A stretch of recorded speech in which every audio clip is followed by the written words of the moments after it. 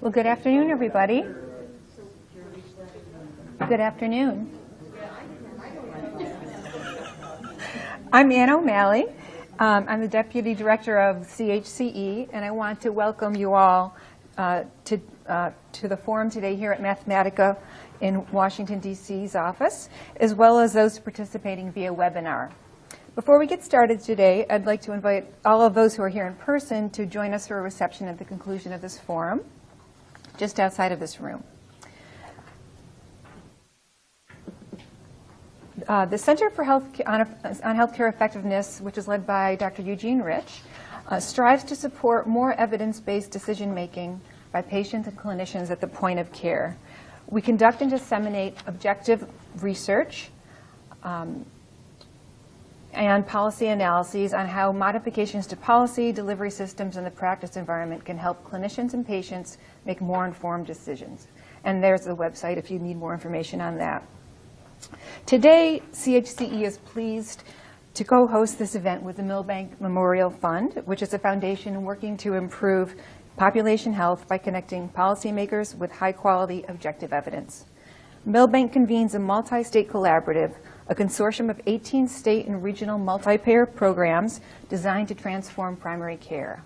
You'll hear more about the collaborative and its work in greater detail from our panel of experts. To kick things off, I'm going to just give a very brief history on primary care, its evaluation, some of its defining features, and some important issues to keep in mind as we try to harness evidence to redesign primary care.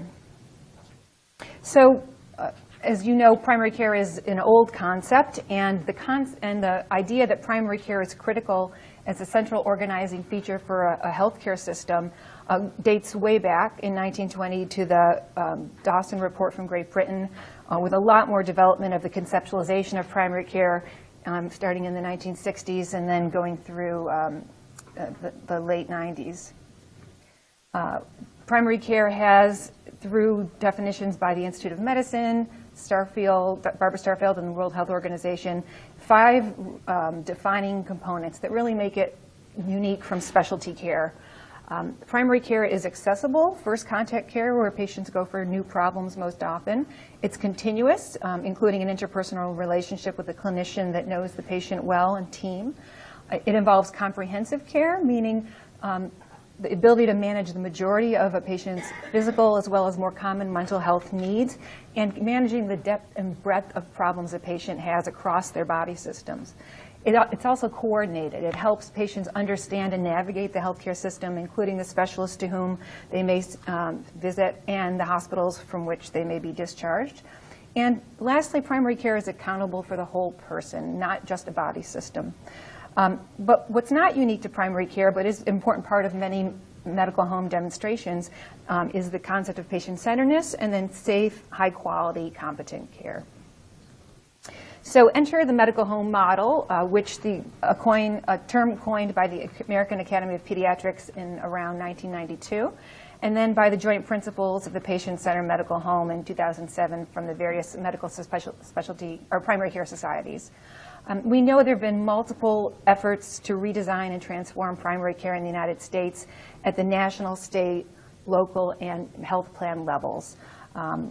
Nationally, most prominently, we have the MAP-CAP demonstration and the Comprehensive Primary Care Initiative, as well as the FQHC demo, and there's the VA PAC system. At the states, we're increasingly having more SIM models, as well as multi-state initiatives like the one we'll hear about today. Just to kind of provide a little context, even though most of what we're going to hear about today is evaluation of a multi-state model and evaluation of these kinds of designs, is currently measured, the PCMH may not necessarily equal good primary care. There's always the question of the validity of current PCMH measures, and organizations that try to recognize and accredit practices constantly are trying to work on this. But I think we always have to ask, do they capture what constitutes primary care, especially things that may be more difficult to measure, such as comprehensiveness of care, the depth and breadth of management across conditions, for example. At this point in time, none of the existing PCMH tools really get at this element of primary care, which is really critical to what primary care generalists are supposed to be able to do. Also hard to measure is multimorbidity management, as opposed to, I, as a primary care provider, just noting my patient has this and referring them off to a specialist for every different body system. So those are hard things to capture. The concept of a healing, trusting relationship, whether providers have that with patients and patients recognize their providers in that manner, is another thing that's very challenging to measure. And thirdly, the coordination element. There's a lot of measures that look at how well a practice tracks referrals, but you can track referrals and all you want. The question is, do you really create, as a primary care provider, a concise, succinct request to specialists about what it is you're asking them to see the patient about? Do you communicate with them in a way that's meaningful for your patients? And then does the specialist send that information back to you, and are you able to digest it for the patient and help them not be confused when they get multiple different opinions from various specialists? We know this is particularly challenging in a setting where practices are faced with poor IT interoperability. And lastly, I'll just note that primary care does not operate in a vacuum. While many of the primary care redesign efforts are being evaluated in terms of whether they reduce hospitalizations or ED visits, and in terms of some of these quality metrics, primary care, while critical to being part of the organized system, doesn't have full control over these. Specialists and hospitals have a lot of control over the really high costs that happen in the system. So the quality metrics that are being used, some are good, others may distract. We've heard this from multiple providers in different demos. How much can primary care move the needle on costs and service use by other parties like specialists and hospitals, particularly in our still predominant misaligned fee-for-service system? And lastly, as I've noted, primary care is critical to an organized health care system, but specialists and hospitals need to be accountable too. So I'd like to introduce now today's speakers, starting with my colleague Randy Brown, who is a senior fellow here at Mathematica. He is nationally known for his studies of care coordination, long-term care, and Medicare managed care. Nancy McCall, also a senior fellow, has evaluated the performance of multi-state collaborative members' initiatives in the areas of clinical quality, healthcare utilization and cost, and patient satisfaction. For Milbank, we're pleased to have Christopher Kohler, who also served as the country's first state health insurance commissioner, and Lisa Dulski-Watkins, director of the Memorial Fund's Multistate Collaborative. Finally, Renee Mentek, director of research and rapid cycle evaluation group with the Centers for Medicare and Medicaid Innovation.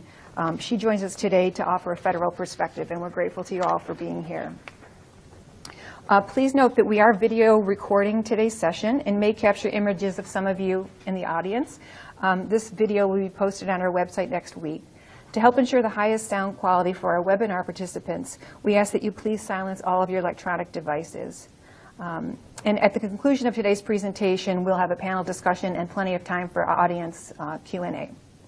So now I'm pleased to welcome Chris Kohler to the podium to introduce Milbank and the Multistate Collaborative. Thank you very much, Ann. So as Ann said, I'm going to talk briefly about the collaborative, or the fund, and then the Multistate Collaborative. The fund itself is over 100 years old. We're an operating foundation. We work nationally. We try to be neutral and bipartisan, guided by evidence. Our mission, as Anna said, is to improve population health by connecting leaders and decision makers with the best evidence and experience. In terms of primary care and why we are interested in this work, I want to cover a little bit some of what Ann covered. We know, and build off of that, we know that primary care is undervalued in the U.S. relative to other countries in terms of specialist to physician ratios or percentage of money that's spent on primary care. We know in theory what constitutes good quality primary care. We're still working out what those standards are, and those are important discussions that Ann was outlining. We also know that in reality it's pretty hard to change the practice of medicine because of a significant number of forces and behavioral issues, chief of which is a multi-payer world where you have significantly non-aligned economic incentives, and the effort to align those economic incentives is pretty significant. Often physicians will acknowledge that they can respond to economic incentives, but just send me a common signal, please. I care about the signal. I want it to be the right one, but equally as much I want it to be consistent across different payers. And in our economy, our policy world, we value this choice of payers, but it comes with consequences.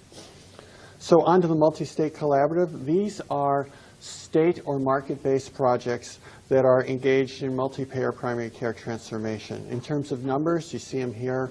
We're in about 20 states, over 1,700 primary care practices, touching 8 million patients, about 1.6 million of whom are Medicare beneficiaries.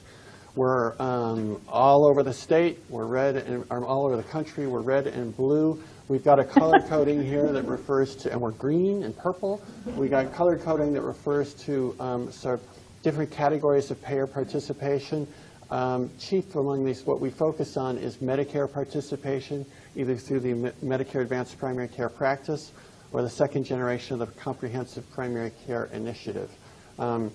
And then we have some brave souls who are doing this without Medicare. It's a lot easier to do it with Medicare just in terms of the amount of money that comes to the table when you're working with the practices.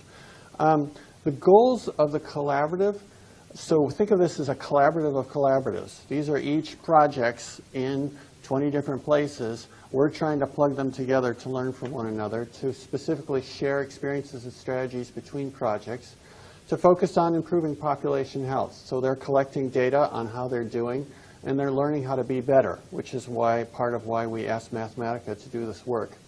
Finally, consistent with this idea of it's not a question of whether we transform primary care, but how. We want to spread this learning, and so we're focused on expanding these efforts in the U.S. even as we learn how to do it better.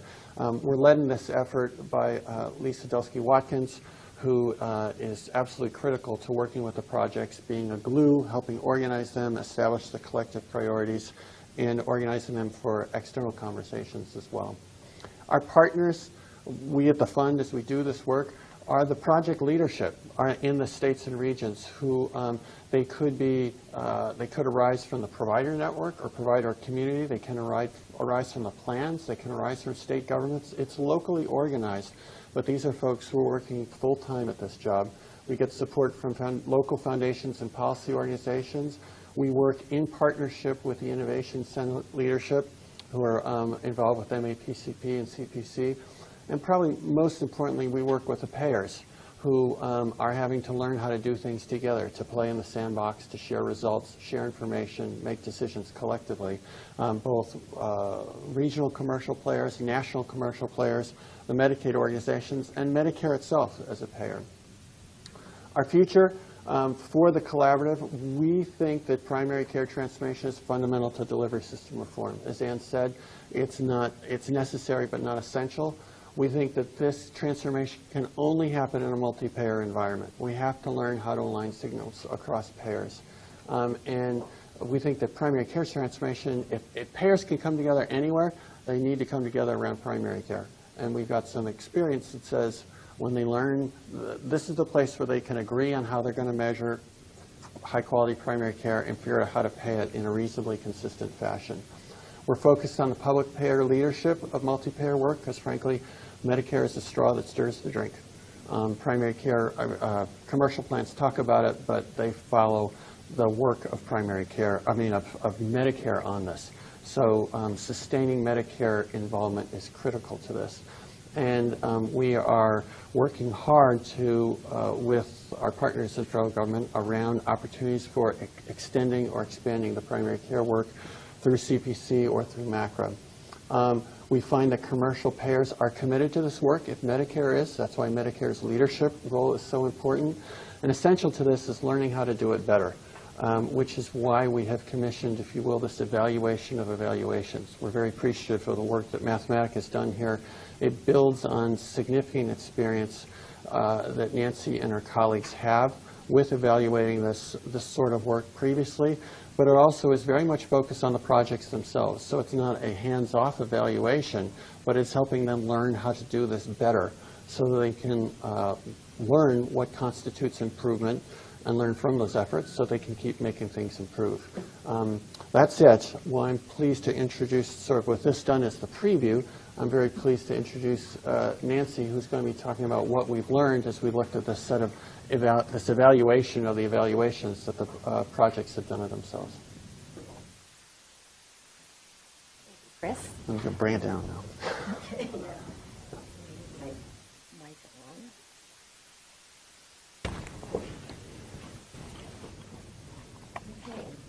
Thank you very much, Chris, for that introduction. Let's see. Today I'm going to provide a very high-level overview of our findings, of what we did for our study and our findings. And my challenge today is to talk about a lot of statistical terms and concepts and techniques without talking statistics. So if you're coming to hear a really rigorous statistical discussion, it's not going to happen. So you can leave right now, but if the other ones that didn't want to hear any statistics, stay. Okay, so I just want to start off by talking a little bit about our study aims. And as Chris said, the overall aim of the study was to evaluate the strength of the evidence coming from the evaluations of the multi-state collaborative members. And the first component of our study was to actually just catalog the evaluation features of their own self-assessments. And then we conducted an assessment of the strength of each of their evaluations across 4 evaluation domains of features that we commonly look for in evaluation designs. We identified common strengths and gaps in their approaches, and then we identified a set of practical strategies that we thought would be important to strengthen future primary care evaluations. Before I go into some of the findings of the 8 participating members that their results of our study, I want to talk for a few minutes about why this study is important. And part of it is that a number of years ago, some colleagues of mine here at Mathematica conducted a study for ARC in which that they did a systematic review of the evidence of the early models of patient-centered medical homes. And they found fairly mixed results. But I think the most compelling aspect of that study is that many of the results they found were inconclusive due to issues with the designs, the evaluations themselves. And so since that time, the medical home itself has evolved. So there are different models than what had been previously evaluated. And they're also operating in very complex environments of systems change. I mean, my head spins when I start thinking about all of the initiatives CMMI is funding right now, and we start thinking about evaluating them. It really requires us to think about how do we strengthen our evaluation methods so that we can cull out of these crazy, arenas of lots of system change, what is the impact of the medical home itself? Because that's what, at the end of the day, we really want to know, is that working? And it's important to know because there's an enormous amount of investment going into transforming clinical practices into medical homes. Investments made by practices, by commercial payers, by Medicaid programs, and of course by the Medicare program. And I want to take us back a decade to 2006 when Senator Bill Frist stood in front of the Detroit Economic Club, and he offered up that the telephonic disease management programs could save Medicare $30 billion a year. And that was based on evidence coming out of primarily from the industry. And if anyone's from the industry, I apologize, I don't want to. But it was basically coming out of the evidence that the Congress had been given. So CMS actually conducted a randomized trial of 250,000 Medicare beneficiaries in these disease management programs. And I had the fortune of evaluating them, and we found, in fact, that there was no evidence that they were saving money. And what we discovered as we began to then compare our results to the previous results is the evaluation methods were very, very different. We had the luxury of a randomized design, we had a control group, we had large sample sizes, and many of the other techniques, or the main technique that had been previously used, is something in which you simply target very high-cost patients, and then you follow them over time, and you count the difference of the savings as attributed to the program. Unfortunately, in doing that, and this is the one of the 2 statistical terms I'm going to talk about, you're really capturing regression to the mean, in which that patients who are very sick in one year will naturally, their costs will regress down toward the average or the mean in the next year. And if you just look at that group of patients alone, you will erroneously conclude that you're having an impact when in fact you're just capturing the statistical phenomenon. And the last reason why this study is so important is because of recent legislation passed by Congress in which it says that patient-centered medical homes may qualify as a Medicare alternative payment model, which would make physicians in PCMHs eligible for future bonus payments. I think it really is incumbent upon us to ensure that the evidence that these models are working is true. Okay, so the main focus of our study was on two concepts. We wanted to evaluate the degree to which the methods being used by the multi-state collaboratives minimize two different types of errors that are common in evaluations. One is false positives, where there's no real change in what's happening, but the study shows findings that are favorable. And the second concept are false negatives, where there are real changes in outcomes, but the findings show no changes. And typically the main driver of false positives is the lack of appropriate statistical adjustment of standard errors. That's the second and only term I'm going to use, okay? And then the other one everyone will understand, and the main driver of false negatives, where you don't detect a change, is because of small sample sizes. So that's really kind of what we were trying to do in terms of figuring out to what degree did these evaluation methods really minimize false positives and false negatives. Okay. We evaluated 8 of the collaborative. Brave souls raised their hand and said we could evaluate the strength of their evaluations. And we looked across 4 evaluation domains. And the first one we evaluated was comparison group as sound. I think it is widely recognized within the research community that in order to conduct a rigorous evaluation, you really do need a sound comparison group. And that's to avoid what we saw with the disease management findings of where you're just capturing regression to the mean by only looking at an intervention group. And what we found is that the majority of the self-assessments by the collaborative members included a comparison group that appeared to be quite rigorous within the same market areas and applied some of the same eligibility and attribution rules so that they, in fact, kind of set them up in the same areas. And that's really the best way to be able to capture secular changes that could affect outcomes. So that was a really positive finding that we had. Unfortunately, though, 5 of the 8 programs did not confirm that the 2 groups were balanced on observable characteristics.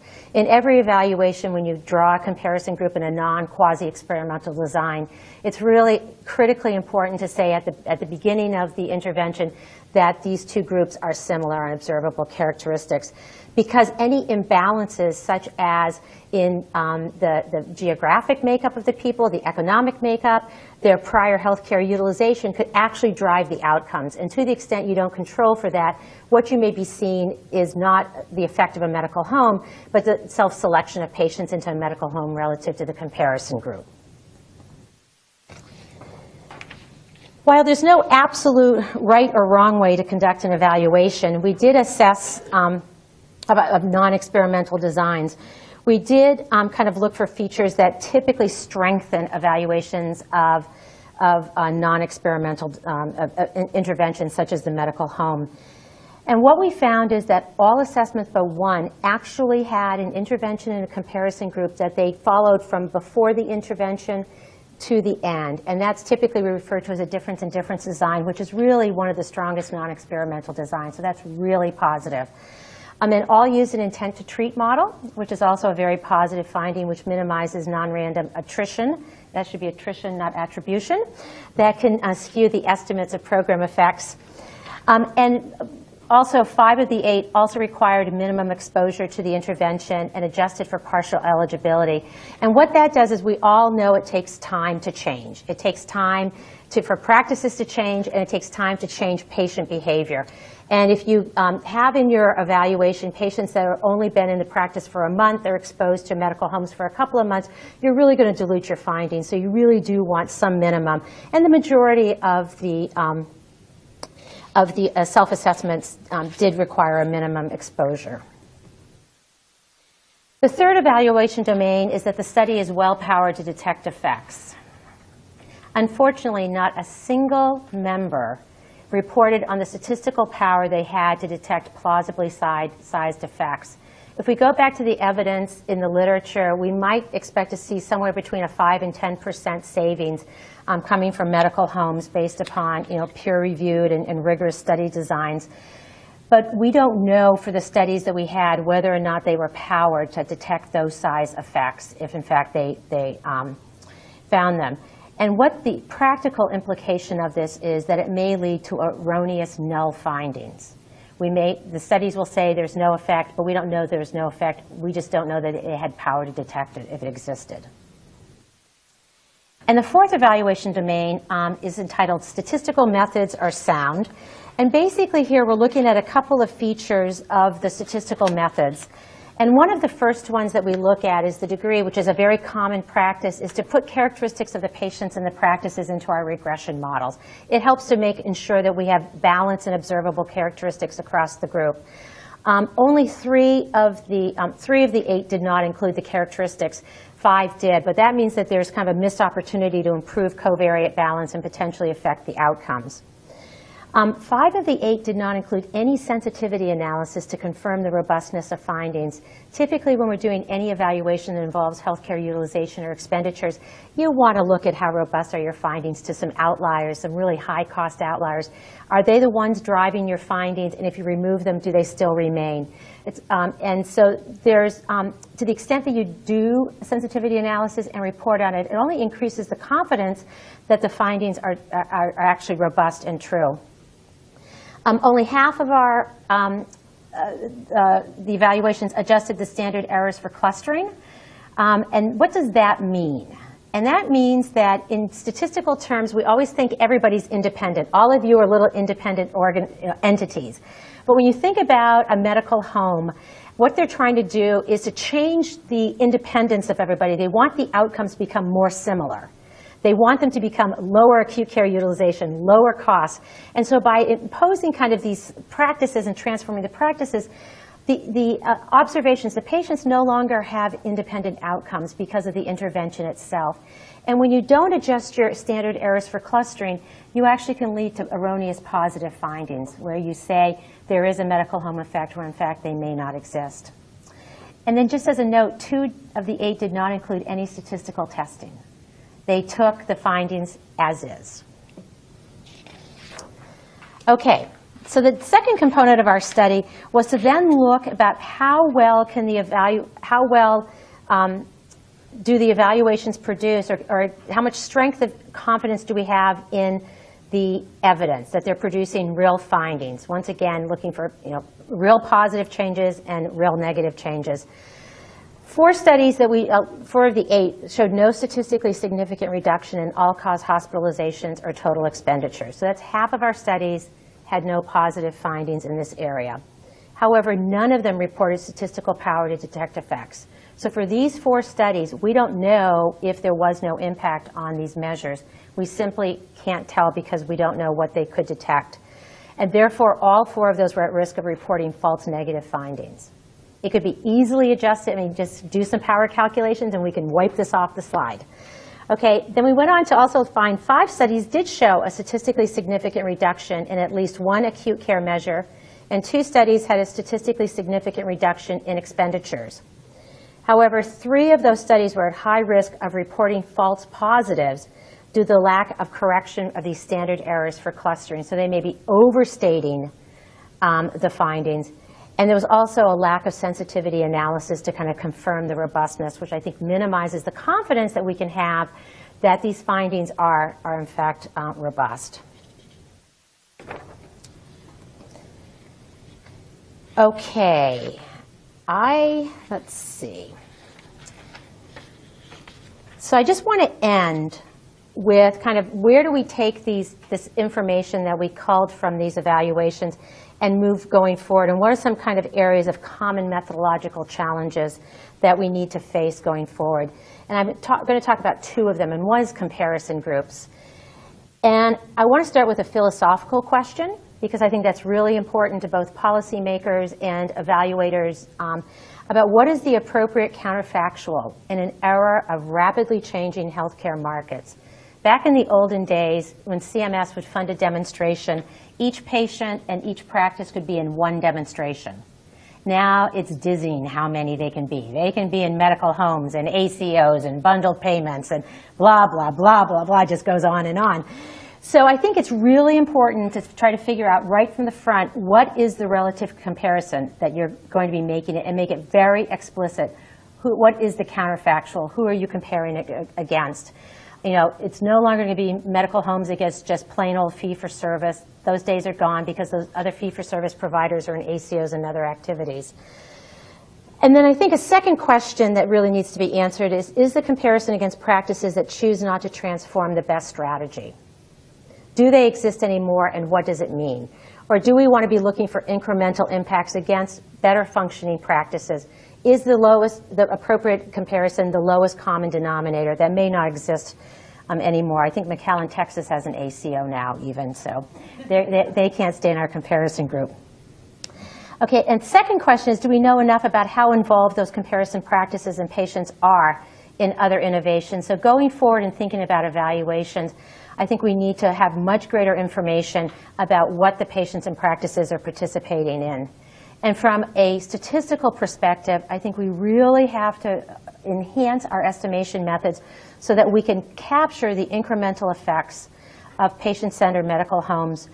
And we have to recognize right up front and build into our design that the marginal impacts may be substantially reduced. We may not have a whole lot of power to detect that marginal impact. It may be quite small just because the other types of activities ongoing are all designed to affect the same outcomes we're looking for. They want to reduce costs. They want to reduce acute care utilization, increase primary care. So I think it's incumbent also, after we kind of think about those conceptual and theoretical issues, that there is greater attention to proving equivalency of the intervention and comparison groups right from the get-go, so that we know at the end of the day the results are not because we have an imbalance between those two groups.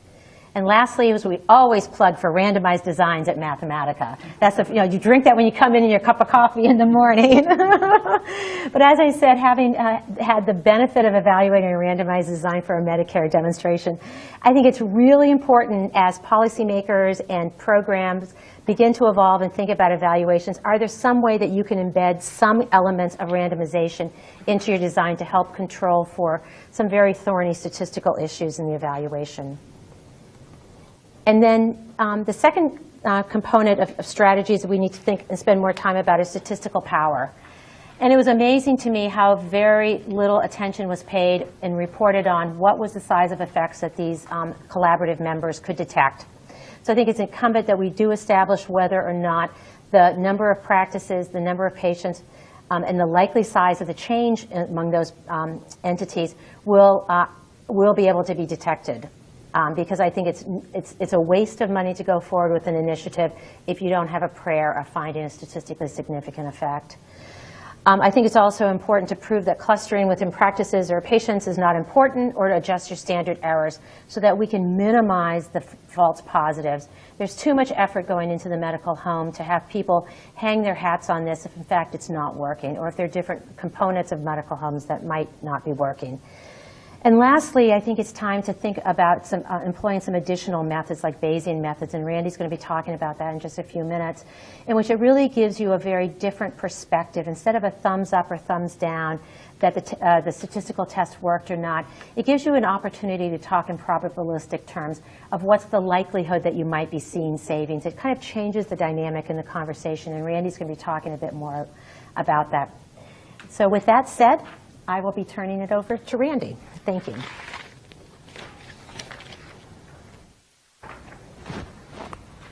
I go over my time? Thanks, Nancy. Nancy's presentation is a great segue to mine. I'm going to be talking about slides 30 to 43 and talking at a pretty high level about three of the most important determinants of getting good defensible estimates of the effects of programs to improve primary care. So fleshing out a little bit some of the things that Nancy talked about.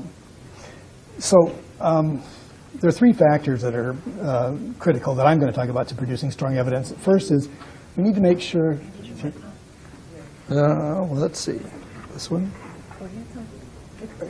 The green is on, yes.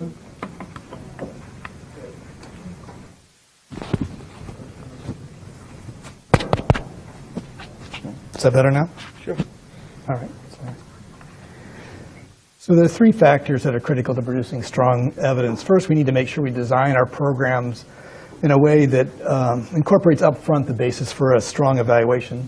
Second, we need to evaluate these programs using methodologies that increase precision, reduce the likelihood of wrongly concluding, as Nancy said, that an effective intervention doesn't work, and gives more than just a thumbs up, thumbs down conclusion.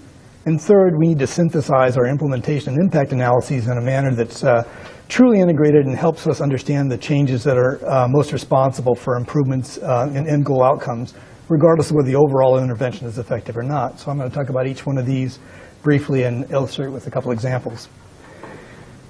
So in designing innovative programs to improve primary care, we need to take into account the fact that we want a strong evaluation of them. And so one big problem is that demonstrations or pilot programs often select only the cream of the crop and assign them all to do the same loosely defined intervention and face the same financial incentives. It's understandable. They want to succeed, but learning is sacrificed under this approach. So the good news is that if we think hard about what we really want to learn and the ultimate need to get credible estimates of program effects, we can design them into the study from the beginning. And in doing so, we can speed our overall learning as well by testing multiple aspects of the components of a primary care program improvement intervention simultaneously.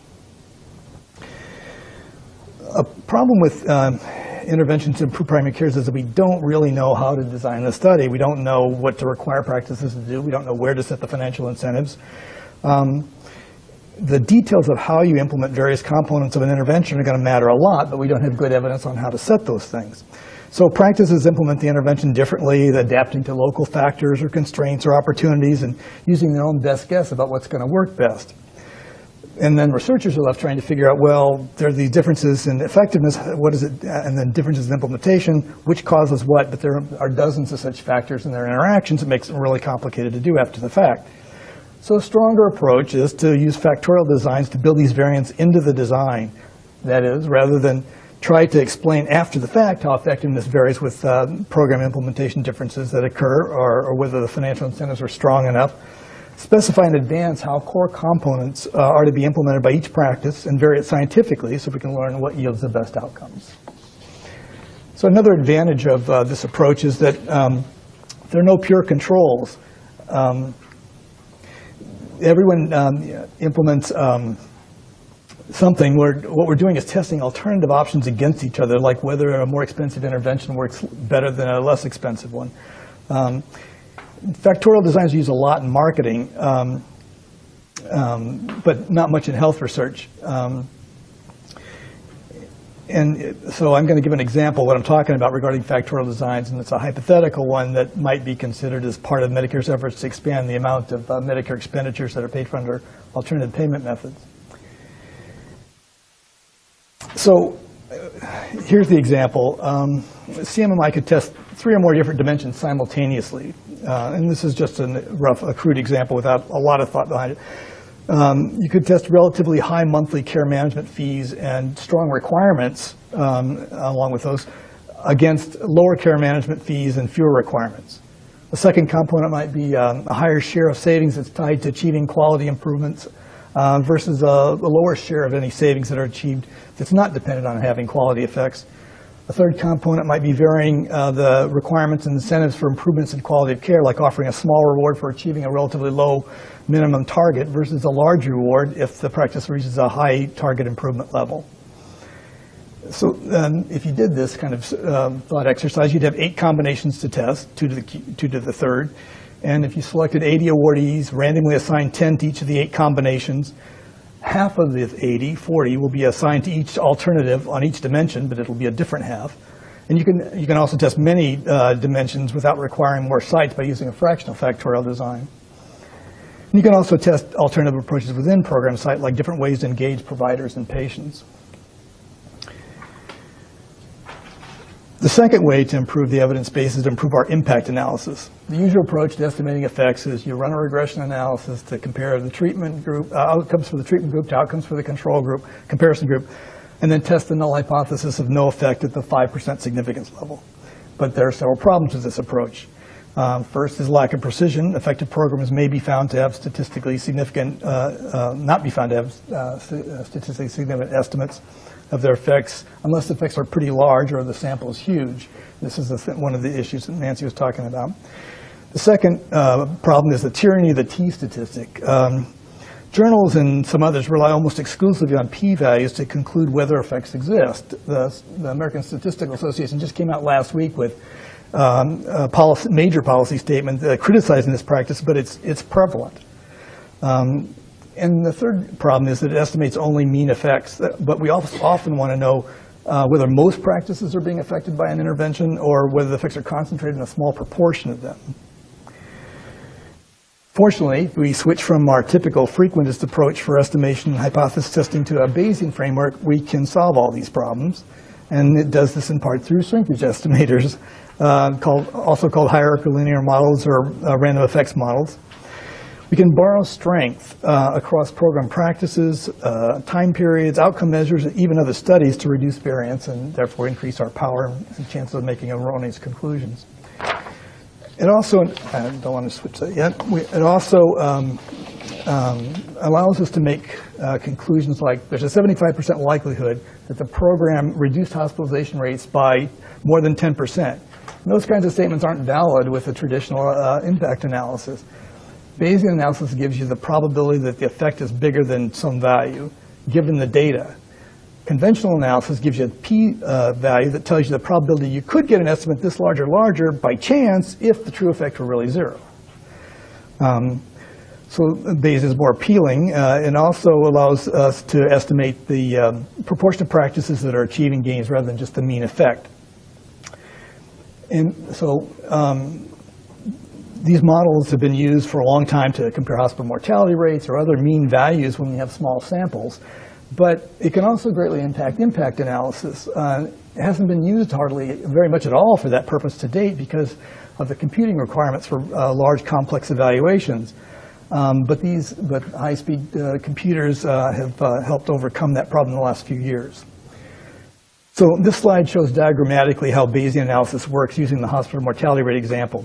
The problem for ranking hospitals by mortality rates for a particular procedure is that a lot of hospitals have relatively few of these procedures, so you have a big variance in the hospital-specific estimates due to this small sample size.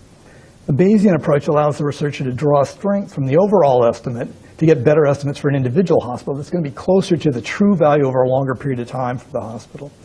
So the dots on the left of this slide are the mortality rates, say, for 7 individual hospitals. The large dot on the right is the grand mean for all patients in all these hospitals.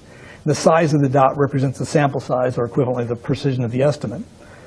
So the best estimate for a given hospital is actually a weighted average of its own mean from the left-hand side and the grand mean for all hospitals on the right-hand side, or the mean for hospitals of a similar size or similar characteristics. And these estimates are shown by the dots in the middle of the chart. The size of the dot represents the sample size or the precision of the estimate. And the weight on a hospital's own mean depends on the precision of that estimate. The larger the sample size for a given hospital, the higher the weight on its own mean, the smaller the weight on the grand mean. And so if you look at this graph, you can see how the estimates for a given hospital are shrunk towards the overall mean, and the precision is greater. The larger the hospital sample size, the less the Bayesian estimate is drawn towards the overall mean. And the smaller the hospital, the greater the gain in precision, the bigger the increase in the ball as you go from the left-hand side to the middle. And you can do the same thing drawing strength from related measures or time periods or studies to improve estimates of program effects, too, and we've been doing that on the Comprehensive Primary Care Initiative. So this slide gives an illustration of what you can generate from program impact estimates derived from a Bayesian model. CMS wanted to know whether the CPC initiative they funded to transform how practices deliver primary care improved quality and lowered cost. And they wanted the results for each of 7 regions and overall. But the precision for individual regions was limited, so a Bayesian estimate for a given quarter drew strength from other quarters for the same region and from the program-wide estimates for that same quarter to improve the precision.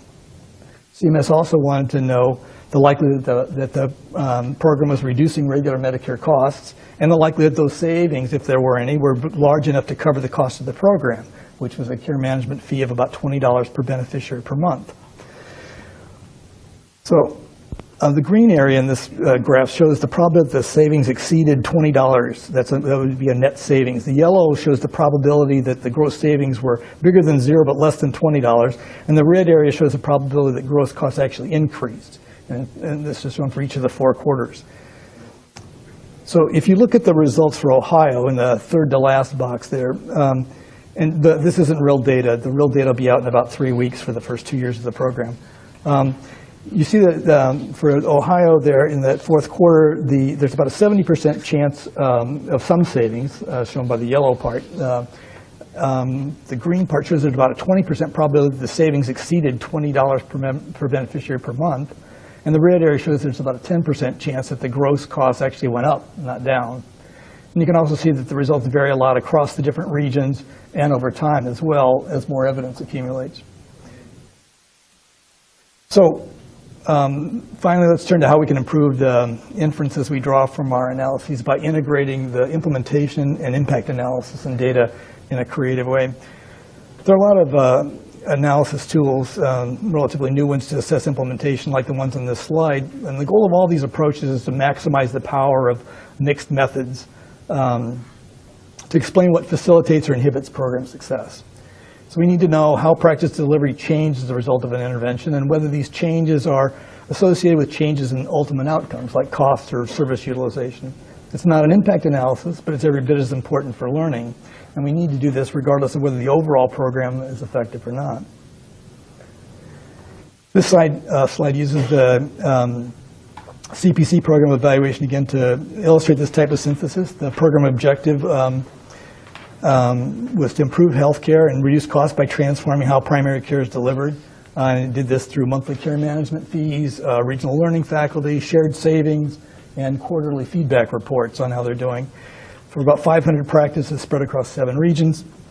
Whether or not the program is successful, we need to know whether the changes that were induced by the initiative were associated with improved practice outcomes. So what we did is we regressed the practice level changes in key cost driver, hospitalization rates, between baseline and 2 years later on changes over the same 2-year time period in this index of 37 primary care medical home features. These 30 that we collected in a survey of practices. These 37 features cluster into 7 domains like access and risk stratification and care management. We found a strong linkage between the extent of transformation and the reductions in hospitalizations. But so far it's been difficult to disentangle which types of changes, which domains in care were most important. So we have some ongoing work that's relying on both traditional and Bayesian models to try to tease this out. So to sum up, to learn more and more quickly about the best ways to improve primary care, we need to create this culture of learning that's going to require more opportunities to share knowledge, like HRQ's Center of Excellence and webinars like this. And it'll also require all of us conducting research in the area or funding research to insist on rigorous evidence. So the most important step we can take is to establish creative upfront designs that will optimize learning. And we need to use our analytic methods like Bayesian analysis that reduce erroneous rejections of effective models and enhance our ability to draw inferences beyond simple thumbs up and thumbs down conclusions. And third, once we have these estimates, regardless of whether the overall results are statistically significant or not, we need to devote substantial effort to learning what drives the strongest performances and hinders others. So, and finally, to create a culture of learning, really, we need to share what we learn about both results and the methods that produce them. Thank you. So I'm going to introduce Lisa Dulski-Watkins, and turn over to her from Milbank Memorial Fund. Thanks, Randy. It's a pleasure to be here. Thank you for this opportunity. I have 3 slides that look sort of the same, and I'm sort of single-minded. But I really do believe that patience is a virtue. And I'm not a patient person. You can ask anyone who knows me. But it's very important to keep in mind that the work that is underway now around the country, and actually in many other parts of the world, around enhancing primary care, supporting it more meaningfully, and the changes that have to take place at the practice level, at the patient level, at the societal level, are things that take time. And we really, going back 10 years, as Nancy said, asking funders, whether they were states or insurance companies, to essentially suspend their disbelief. Louder. Really? This microphone? This microphone? Okay, I'm sorry. I can't be heard. I think that the essential message that I want to make clear is that we didn't know at the beginning of this process that there would be success, a return on investment. We still don't completely know the answer to that, and that's why we're having this discussion today. But it's very important to step back for a moment and acknowledge the huge amount of work, the resources, both human and financial, that have gone into this effort. And it is just going to take time before we really know ultimately what the outcomes are. However, there's some very good news, because patience is a virtue. And now that we have 5, 10, in some cases more years of experience with some of these programs, we're starting to see publication of evaluations that really have some credibility in terms of the duration, the description of the impacts, and then the rigor, obviously, of the evaluations. Nancy McCall and Kristen Giannotti have done a fabulous job creating this report, trying to harness literally a lot of information into an understandable form. And it's a continued effort for everyone. So what I wanted to do was just to show a couple of examples of members of the Multistate Collaborative. And these are typically states or regions, as Chris mentioned, and some of the publications that have come out within the last year. This is from my home state of Vermont. This is the Vermont Blueprint for Health. This program has been, it was an experiment with a tiny group of practices in 2006. Really went underway in terms of statewide implementation between 2008 and 2010. And most recently, there was a publication looking at, as you can see, multiple years of experience with an ever-increasing number of patients, ultimately, as we went through the whole state, and now it really is a statewide program. The data that was used to derive this, as you can see, widening of a difference between the practices that are involved in this patient-centered medical home program and those that are not. The evidence comes from an all-payer claims database, yet another big investment on the part of the state, and obviously investments on the part of the payers that have to are mandated by law to give the information to the state in the form of this database. But it's very important that this information be used as a large data set, and then also this information is turned back into reports to the practices so they can actually use it for quality improvement. It's a continuous quality improvement cycle that is now underway. So these numbers speak for themselves. You really do see a change in terms of cost, and we do know that healthcare costs do continue to go up. There's the expression of bending the curve of costs, so we're trying to decrease the rate of the increase, which is a concept that is a little bit abstract. But it's important to keep it in mind. We're not going to just pocket lots of money and save lots of money, and that's how it's going to work. We have to basically come up with a plan to wrestle this into submission. This was published in Population Health Management this past year. In the Hudson Valley region of New York, there was a program underway prior to this area's involvement with the Comprehensive Primary Care Initiative. And just as an aside, I'm sorry, I forgot to mention, the Vermont Blueprint for Health is part of the Multi-Payer Advanced Primary Practice Demonstration, which is part of the Innovation Center's suite of offerings. The Hudson Valley region of New York is now actively engaged with Medicare as a payer through the Comprehensive Primary Care Initiative, but this study actually precedes the Medicare's involvement. And they were working at a very high level of expectation with level 3 patient-centered medical home as measured by the National Committee of Quality Assurance. They are looking at a prospective cohort, looking at, as I said, 5 years of data, including 3 years after the implementation of the patient-centered medical home.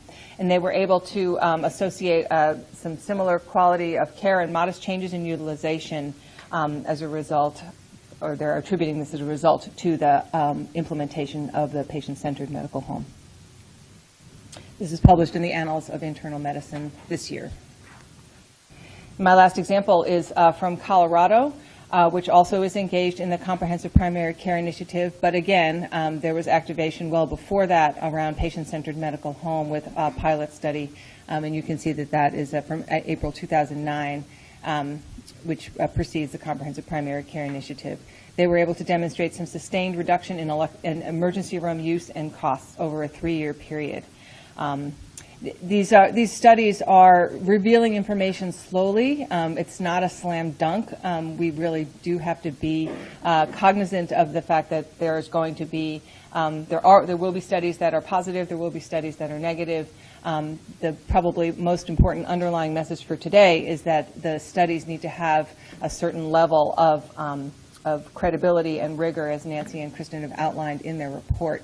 But I think the balance that we're striving for is that between the rigor and to really be able to pass the sniff test, as it were, in terms of making sure that these studies are meaningful, at the same time making them truly meaningful to the practices and to the people who are providing care to the patients who are involved, because the practices and the projects need to learn from the evaluations. It needs to be a continuous process.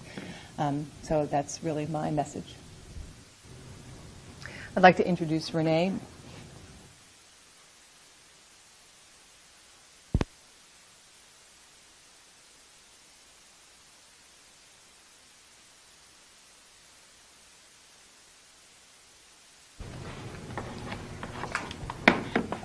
So I want to thank you for having me here today. I was asked to be a discussant following these wonderful presentations to provide the federal perspective, but what I want to start out by saying is we view this as a partnership.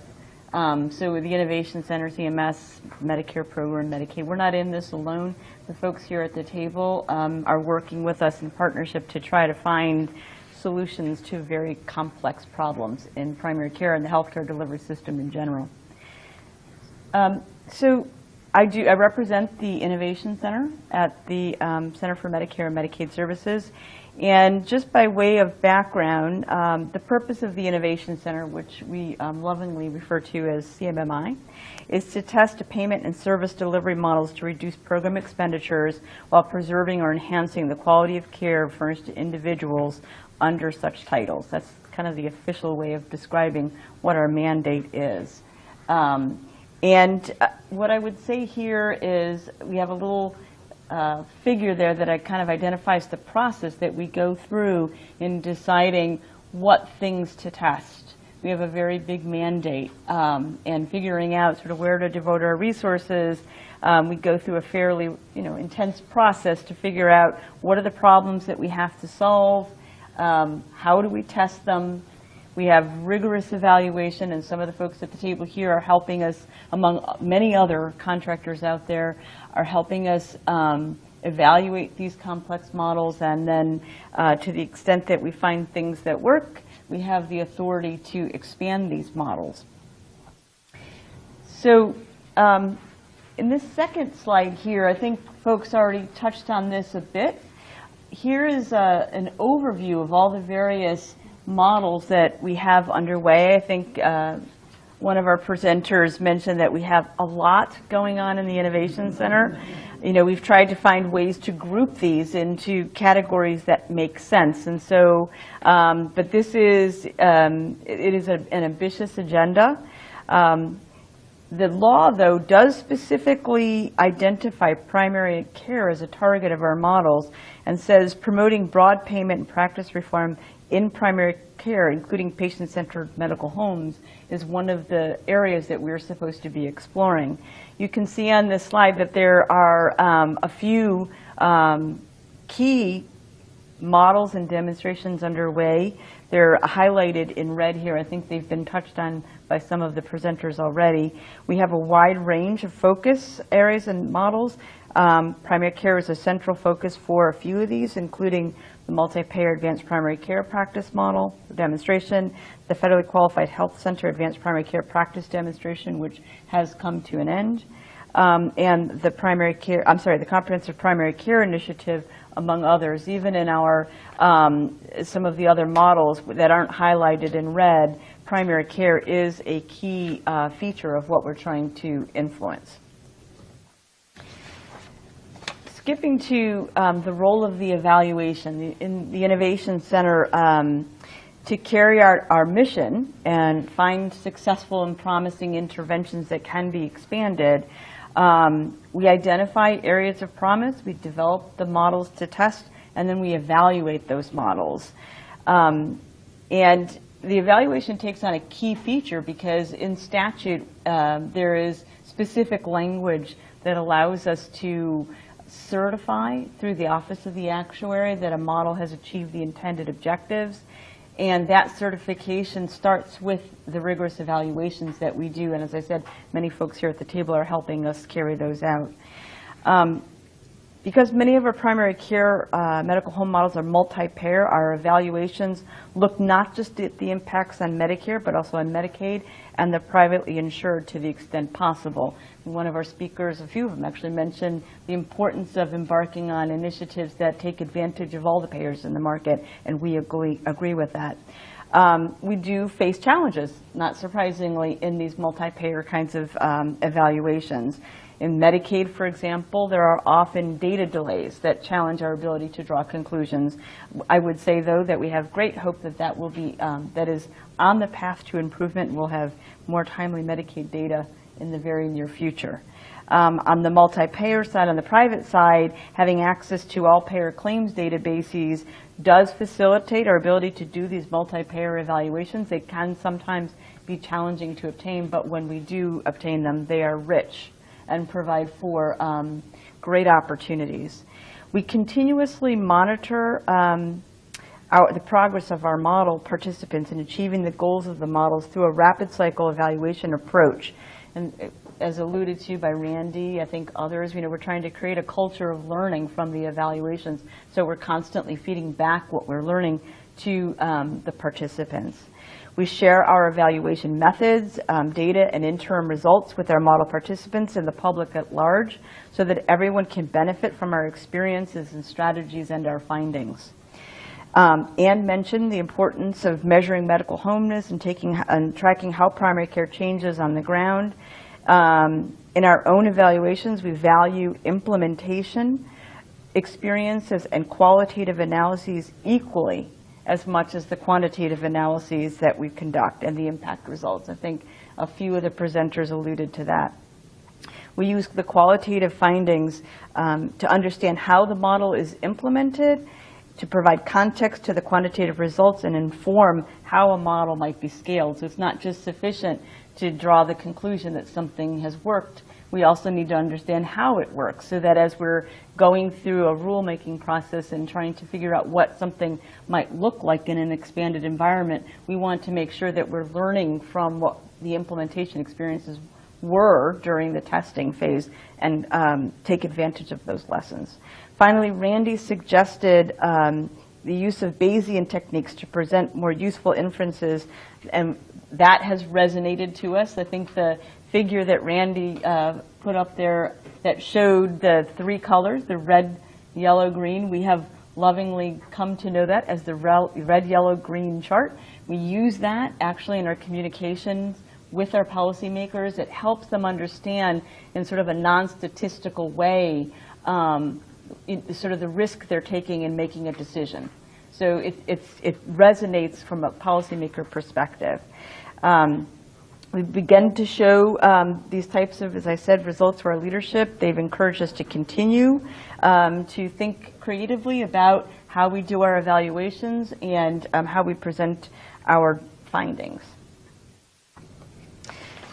In designing and carrying out our evaluations, we grapple with many of the issues mentioned by the speakers today.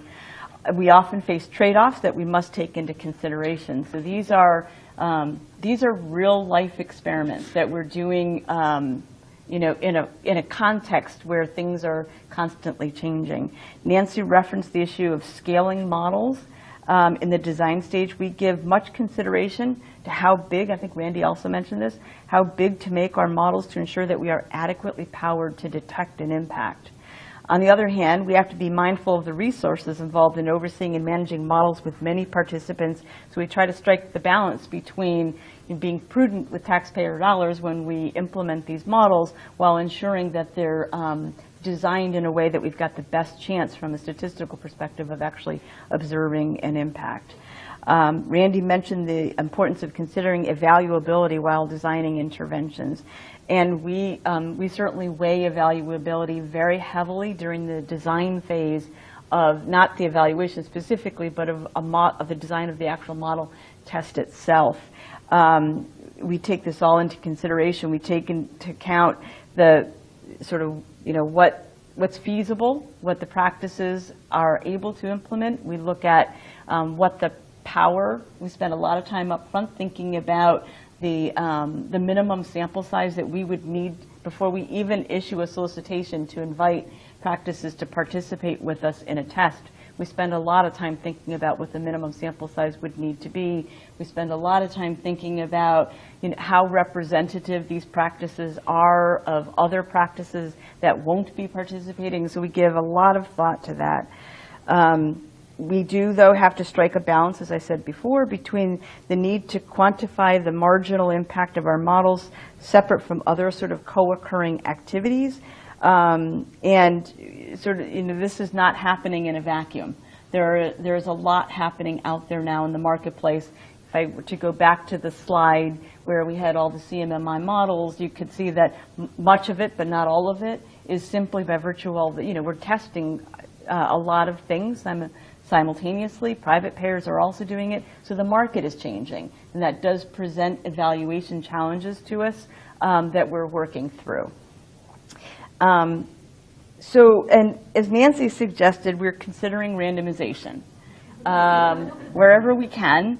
It does help us in minimizing bias. It does also present many implementation challenges to us. And it's not always a panacea, but we do recognize that the strengths of it. And so we are, wherever we can, trying to think about, is there a place for randomization in a particular model? And then I think Randy made note of the tyranny of the t-statistic and the focus on p-values. We are in an environment where we really try to minimize the possibility of false negatives. There's an urgent need to change the healthcare delivery system, and there's a lot at stake. And so we don't want to miss the opportunity to make improvements in the system simply because of relying on a fairly arbitrary p-value of 0.05. So we're trying to think a little bit more broadly about what evidence is enough evidence. And so we're looking at trends over time. We're looking at the collection of evidence from a variety of different sources. It could be that we look at the findings from a particular evaluation that we're funding, coupled with findings from other evaluations of the same initiative, and try to build sort of a cohesive picture. It is very difficult to observe impacts when the bar is a p-value of 0.05. In conclusion, primary care is a cornerstone of the Innovation Center's portfolio, and evaluations are a critical component of the center's work to test whether our models are achieving our goals of lower cost and improved quality, and to inform policy decisions on whether to scale into a national, to expand a program. So as I said, the Innovation Center does have a tremendous authority that we never had before, which is that to the extent that these model tests are shown to achieve the goals of improving quality and reducing costs, we can, through rulemaking, expand these programs. And the evaluation plays a very central and key role in those decisions about expansion. And so doing them rigorously is important, but building the body of evidence is equally as important. Because our evaluation results have a great deal of influence on the healthcare reform efforts, it's critical that our evaluations are rigorous and the evidence is strong to support good policymaking.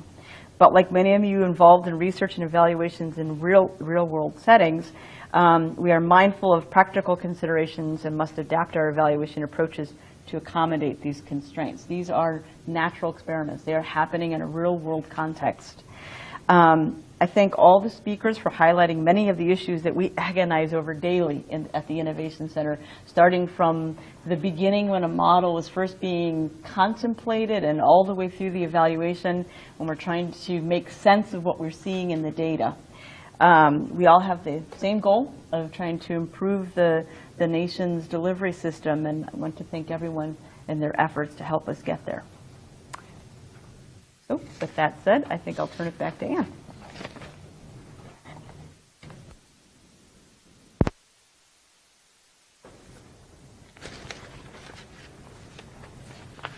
Well, thanks, Renee, and to the entire panel for those really great presentations. Before we open it up to Q&A, we're going to start with just a couple of questions for our panel. And Renee, I hate to pick on you first since you just went, and you did such a good job of describing the challenges in the balancing act that CMMI faces. But given these challenges that you and others have outlined today, what's the level of evidence that is needed to go from model testing to policy making? You have 20 minutes. So I can give an example of one that was just released yesterday, which was the certification of the YUSA. Oh, can you not hear me? Yes. You can hear? Okay.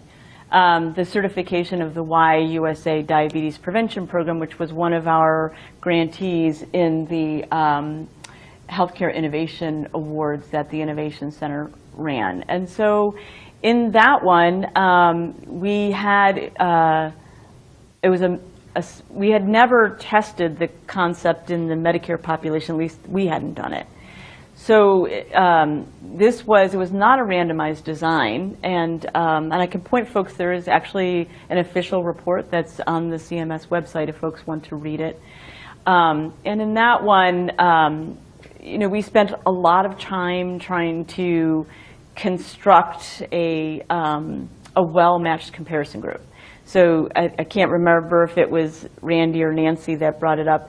We spend a lot of time trying to make sure that these non-randomized quasi-experimental approaches, that the comparison group that we're selecting is as well matched as it can be on observable characteristics. There's always the chance in a non-randomized design that there are characteristics that are influencing the results that we couldn't capture in the data that we have. So in that one, we constructed a comparison group to the best of our ability and then used a difference in difference kind of approach to look at the change in the treatment group relative to the change in the comparison group over time in a variety of claims-based measures. And so in that one, we were able to demonstrate that there were savings to the Medicare program over a period of time. We did not have available to us clinical data because the claims data don't supply the information like weight loss. So we actually supplemented, in terms of building the body of evidence, we supplemented in the evaluation information from the site itself on weight loss. Now, we did not have a control group for that. So that was weight loss in just the intervention group. And we couldn't audit the data, but we did have the evaluator do a very careful check of sort of the methodology that the site was using itself to try to produce its own weight loss statistic. So we used our own independent evaluation of the changes in spending and in key utilization measures over time relative to a well-matched comparison group. We coupled that with the information from the site on weight loss. And then the statute lays out a process that we work with the actuaries on certifying our results. And so their charge is to look to see whether these results we're observing in our evaluation would be observable in the program as a whole if it were expanded. So they used our evaluation results and they coupled, and the weight loss information, and they coupled that with the literature. There have been many randomized trials on the diabetes prevention program that were very robust. And so in their certification of that program, they basically triangulated around the answer to try to build the evidence that they needed to then sort of look at whether we had a very good chance of the savings and the outcome truly being what it was in the evaluation. So, and I think that's a really good example of how we use evidence from a lot of different sources. The evaluation, it starts with the evaluation that we do, but then it's supplemented with other sources of information where we're lucky enough to have that information. Great, thank you. And Another question for the panel is that delivery system reform efforts, like the one studied here, have a need both for performance feedback for learning and improvement and for effectiveness evaluation to meet the needs of investors and funders. How can these needs best coexist effectively and efficiently, particularly if the effective improvement activities could be to change some of what is being evaluated? So we've got dual purposes at work. Anyone have thoughts on that? Or? I would say, this is Chris Kohler, I'd say that's just a fundamental tension here.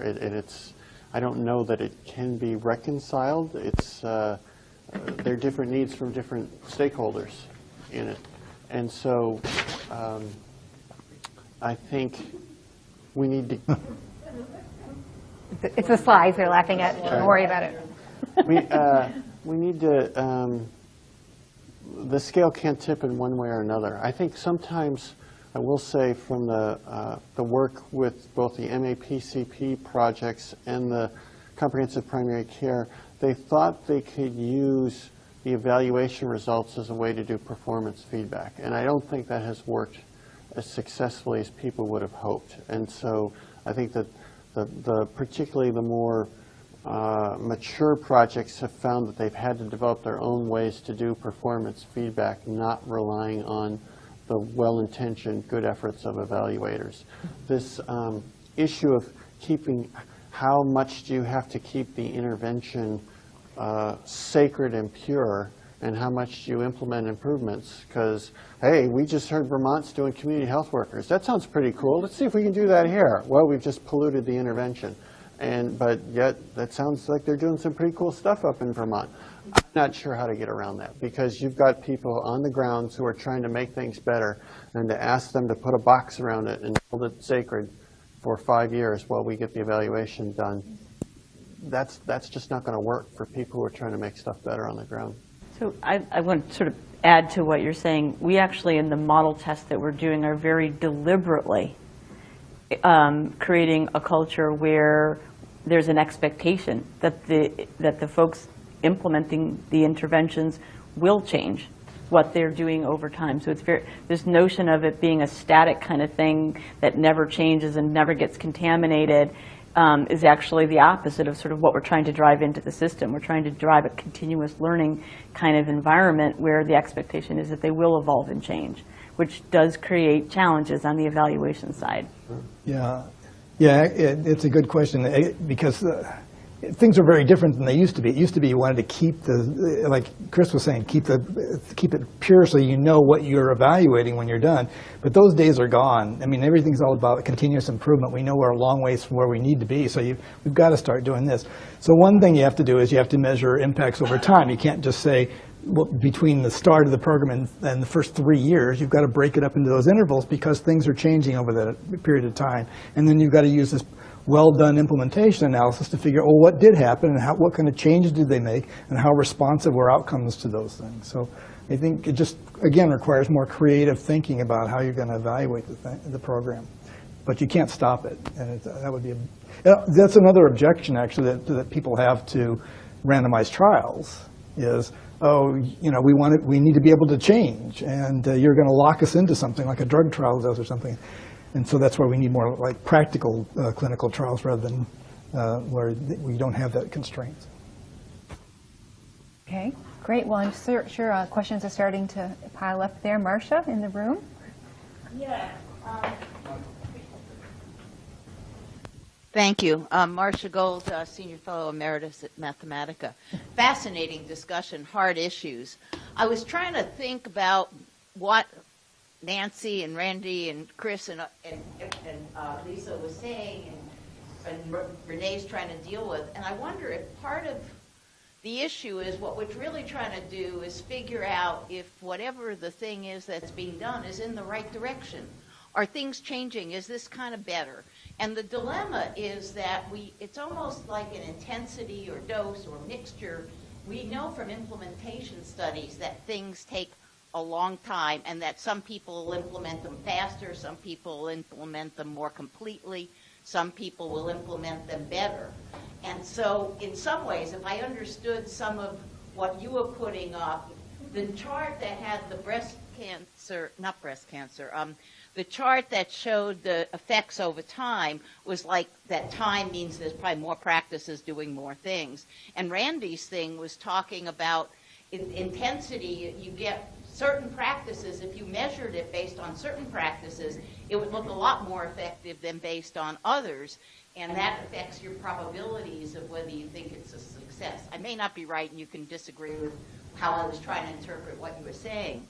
But then the question is sort of, I guess, if that's the case, then that's good. We need to really use implementation measures better to actually get measures of sort of intensity or comprehensiveness of the change that was done and its timing to sort of figure out who's really doing it right and see if those you have better effects, because then you think you're at least on the right direction. But I have some issues with the issue of what's the right counterfactual, who you're comparing it to.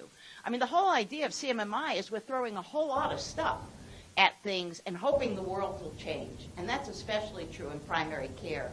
And it may not be we're trying to find a particular formula that changes for everyone, because markets are different, healthcare is messy, things change in different ways in different places. And so that bottom line counterfactual of just what it used to be, to me, is still somewhat important, because what if, it's not like you're trying to necessarily figure out if primary care medical homes are better than CPCI or which exact model, because it may be that it's hybrids of them or they work in different places. And so that seems the reality, and I don't know how you put that into payment terms, but it seems that the evaluations have to deal with the policymaker realities, and I don't know how that means the department would figure out whether to pay for something. That's a rough story, but I wondered if really that's the issue. Is this an improvement? Any thoughts from the panel or comments? I think part of I think Marcia's right. I think part of the counterfactual is how it used to be. And so it's a very crass evaluation, but one of the evaluation measures we should be looking at is there continued support in the local markets for what we're trying to do? Because that means there is a collective sense that something's better than it used to be. And we've got some collective process going locally that has political will, small p political will, among a bunch of different stakeholders to say, yeah, we're staying with it. So the 7 different payers in Colorado signed a common letter to CMS saying, please don't walk away. We're onto something here. That's good enough for me. And it's not Bayesian, but it's pretty powerful. Just one follow-up comment to that, Marcia, and I think you raised it about trying to integrate implementation with the outcomes, and as we start talking about evolving systems, that's an area that I didn't evaluate on what the collaborative members were doing. Were they somehow incorporating elements of what it is? So if it is successful, they can say what it is that is successful. And the main reason for doing that is because I don't do it well. So I don't know how to assess it well. And I don't think collectively, as a group of researchers, we do that well enough. And that really is an area going forward where I think we need a lot more thinking methodologically about how do we define these interventions, how do we capture them in our regression models or ever how we're going to do it. So at the end of the day, we can begin to say what it is if it is successful. Just to build on that, I would say that it's very true that to date, the evaluations have not done probably a great job for a variety of reasons, some of which is not even the fault of the evaluation, in actually figuring out what are the drivers of success, right? And so, we're fortunate now compared to 5 years ago that we have the resources to actually invest in fairly robust qualitative data collection, because figuring out the nature of the intervention and figuring out sort of then how to describe that in a way that you can actually analyze requires, fairly expensive data collection on the ground, which we're doing a lot of. So, for example, I would say in CPC, there's a rich amount of data that's being collected on the actual sort of elements of the intervention. And the next stage, I think, or next phase is to start focusing on how those pieces are related to what we're seeing in terms of outcomes. And Randy might want to comment a little bit on how likely that is to happen given the data that we have, but it does seem to be an important part of evaluation. How likely what is to happen?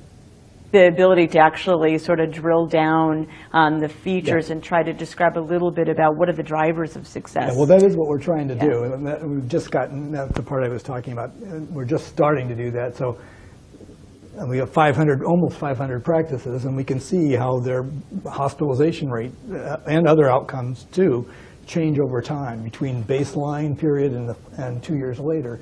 And then trying to link those to the changes that they made in how they deliver care. We have these 37 indicators from the primary care medical home questionnaire based on those, and collapsing them into certain domains of care. And what I hope we'll be able to say at some point is that practices that start at this level on this domain, if they made this kind of improvement, it resulted in a big change in their cost by driving down preventable hospitalizations or whatever. And for other practices, it'll be a different pattern because they had different weaknesses to start with. So that's what we're hoping to get to, but goes well beyond the regular impact analysis. But like Marcia's saying, we want the impact analysis anchoring that underneath there too. So. Okay, so let's open it up to web-based questions, and please include your name and where you're from when you ask your question. Carmen? Yes, so this question is from Cindy Bratch from ARC, and the question's for Lisa. Regarding the Vermont blueprint data, does that take into account the differences between practices and their patients who are participating and those that aren't? And if not, doesn't this analysis suffer from the problems that Nancy identified? So all the patients in the practices were participating in the Vermont Blueprint for Health. It was a practice-based intervention. So it was all payers are involved, all patients, even those without insurance, were actually receiving the benefit of the program because the community health team intervention and the care coordination is available to all patients who are attributed to the practices. So it sort of eliminates that question. I think that Vermont is unusual. It's a very small state. There's a grand total of 630,000 people who live there. You really run into people you know all the time. Literally yesterday I did. And I think that is, there's been some question about whether that's truly something that can be applicable in other places. And I don't think that's an illegitimate point, but I do think that there's a great deal to be learned. But it does speak to the issue of we no longer have a pure environment. I mean, I think that we have to just really accept that there have been so many different tests of change and models implemented and pieces of models implemented that we're no longer at a point where there can be some sort of a pure assessment of an intervention. And I think we need to move beyond that, as we're saying that. In the room, please. Thanks. Hi, Mike Miller. I'm the Senior Health and Life Science Advisor at Foley Hoag. And I got a quick observation and a question. About 5 years ago, actually, was involved in evaluating a cluster of PCMH practices that actually then led to being a CPCI region. And I was involved in sort of leading the evaluation, which was quite less robust than what you've all been discussing. So I think this is great work you guys are doing. And now I've got another tool in my toolkit. When somebody asks me about something, I can ask them back, did you do a Bayesian analysis? That'll stop. Not fully understanding. I'm going to tell them to call Chris. Yeah, let's start with I got to go. power. But it's great work you guys are doing, as always. And actually, another question for Lisa. I've done my surgical internship in Vermont, and I just was reading, I believe, this last week about the lawsuit about their all-payer claims database. So, and this is one of the issues in that evaluation I did 5 years ago. how complete is that data if the ERISA plans aren't putting their data in the developed payer claims database? So that's the problem, obviously. There are a number of employers that have opted in. You know, some of the bigger employers, the state of Vermont, for example, and state employees, IBM. I mean, there are a number of larger organizations that have chosen to participate. But this is a huge issue, obviously, and that the decision is a disappointment, and you know we have to. You felt that what you do about the data you have for that was robust enough. Your assessment wasn't impaired dramatically by whatever employers didn't contribute their data. We stand by it. That's correct. Well, I mean, because it was a strikingly small number of people who are actually employed by Liberty Mutual in Vermont. So the database remains an self-insured people can opt out. I think the way a lot of administrators are running is it's an opt-out program because it's easier for the administrators to throw the data in, and you have to consciously object to come out. I think this is not an evaluation, but it gets to the power question. The real danger is, or another danger, is that the self-insured plans or employers elect not to participate in the intervention. So their data's there, but they have to be asked to participate in the intervention, and they're free riding. That's exactly it. I mean, because they say, no, you know, the insurer / administrator cannot speak for them, so they go to the self-insured employer, and the employer, unless they're the state or a big domestic self-insured, it's the, I won't pick on it, it's the national employer problem. Why should I just sort of opt into something local or 50 locals? Thank goodness national payers like Medicare have opted in. They're leading for these things. I think there is reason to be optimistic, though. I mean, because there's sort of peer pressure, like what we've seen in Colorado was a remarkable movement and really consensus that is, I think, just very exciting, and there's reason to feel hopeful about that. And believe me, every member of our collaborative who's not Colorado wants to know what the magic is.